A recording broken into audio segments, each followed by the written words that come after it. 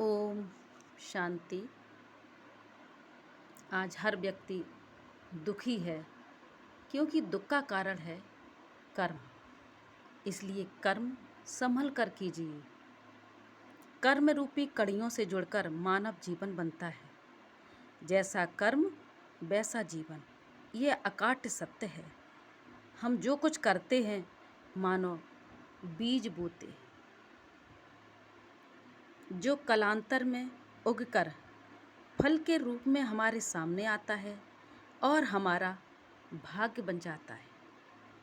करते समय जो कर्म था, लौटते समय वही भाग्य बन जाता है। हम सब ने यादगार शास्त्र रामायण पढ़ा है। उसके प्रसंग हमें कर्म गति को समझने में काफ़ी मदद करते हैं। श्री राम, लक्ष्मण, भरत, शत्रुघ्न अपने बाल्यकाल में सरयू नदी के किनारे कबड्डी खेला करते थे। एक दिन जब वे खेल रहे थे तो श्री राम और लक्ष्मण एक तरफ थे और भरत शत्रुघ्न दूसरी तरफ थे।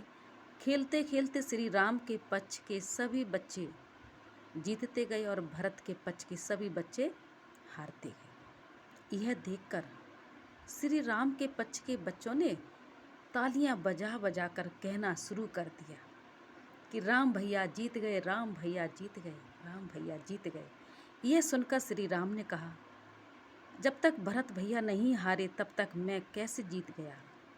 हार जीत का फैसला करने के लिए फिर उन्होंने स्वयं ही कहा कि मैं दौड़ूंगा और भरत भैया मुझे छुएंगे। यदि ये छू लेंगे तो जीत इनकी और यदि ना छू पाए तो जीत मेरी।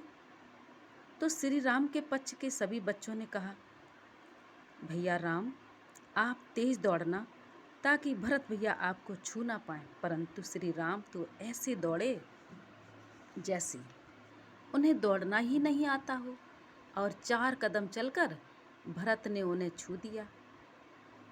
जैसे ही भरत ने छुआ, श्री राम पीछे की ओर मुड़े और ताली बजा बजा कर हंसते हुए कहने लगे, भरत भैया जीत गए, भरत भैया जीत गए। यह देख भरत की आंखों में आंसू आ गए। तो इस प्रसंग में श्री राम का भाई भरत के प्रति निस्वार्थ स्नेह, उदारता, अपनी जीत का सत्य करके भी उसे जीता देने का भाव प्रदर्शित किया गया। इसी भाव को महसूस करते भरत की आंखें गीली हो गई।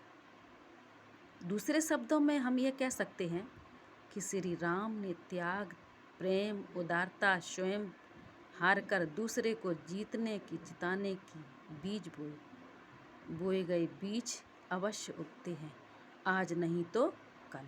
ओम शांति।